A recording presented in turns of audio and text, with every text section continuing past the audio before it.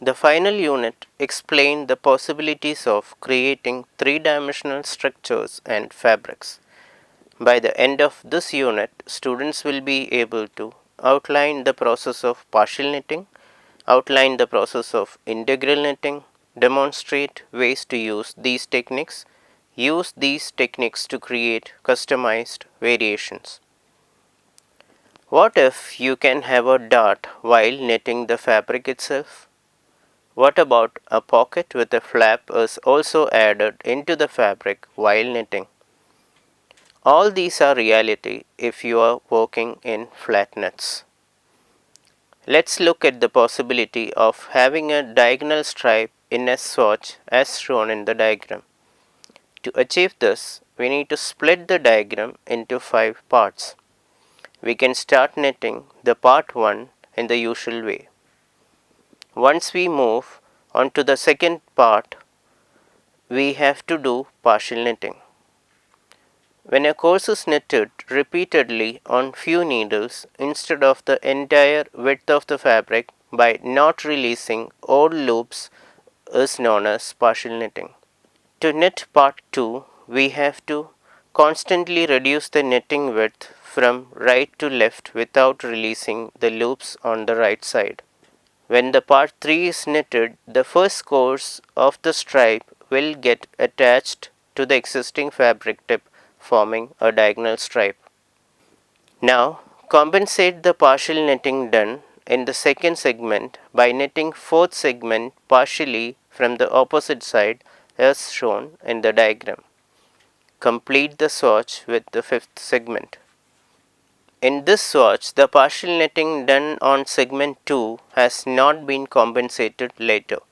Instead, repeat segment 2 and 3 to produce radiating stripe effect.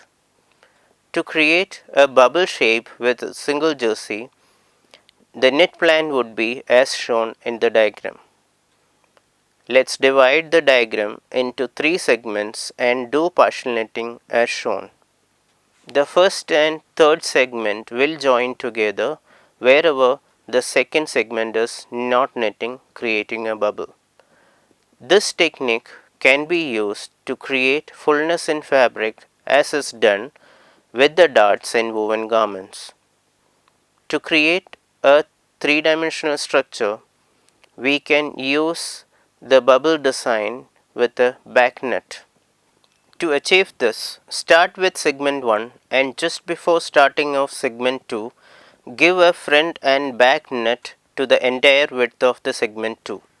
Now, back bed would be holding all the loops and continue knitting segment 2. Once the segment is over, transfer the holding loops from back bed to the front bed and continue knitting the segment 3. In this way, you can achieve a very narrow protruding bubble. We can create vertical, diagonal and horizontal slits in fabrics with partial knitting. Vertical slits. To produce vertical slits, we have to knit the segment on the right side of the slit and the left side of the slit with different feeders. It is very much like creating intarsia without joining two panels with the text stitch.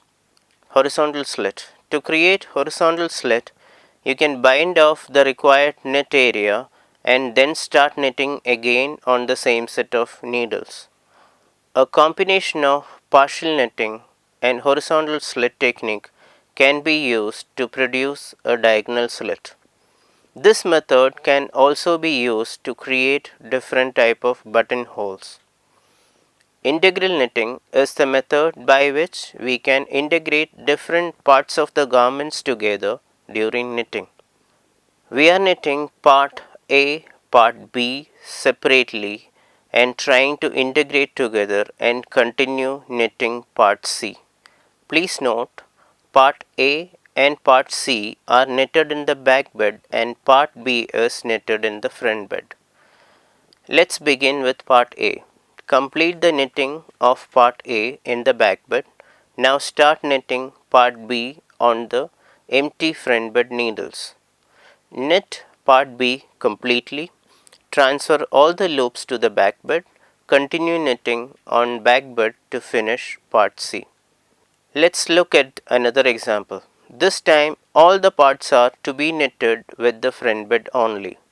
Let us start the knitting with part A in the front bed, complete the knitting of part A, then transfer to the back bed.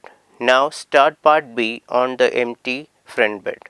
Complete knitting and then transfer back the part A from back bed to front bed.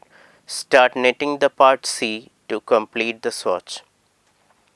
Let us look at a variation of the first example. After knitting part A and B, do not transfer all the part B to the back bed. Transfer few loops to the back and continue knitting on back bed. Now transfer few more loops. This way we can attach part B into the back bed with desired shapes. You have seen in this previous example the part B curls. Single jersey will curl in its edges. What if you need a pocket flap to be created the same way without curl at the edges? To do this, start knitting part A as usual. Now transfer all the loops to the back bed. In the next step, move alternate loops of back bed to the adjacent needles. This way, alternate needles in the back bed would be empty. Now start knitting part B with 1 by 1 rib structure, knitting on empty needles of the back bed needle. Complete the part B and then transfer all the loops either to the back bed or to the front bed and continue knitting part C. This way, it is possible to create different garment parts such as collar, placket, pocket, flaps, etc. to be integrated to the body panels. Let's look at some more examples of partial and integral knitting. You have come to the end of this unit and course. To summarize, in this unit, you have explored the possibilities of creating three-dimensional structures and even three-dimensional fabrics with contouring to fit the human body using partial knitting and integral knitting techniques. Thank you.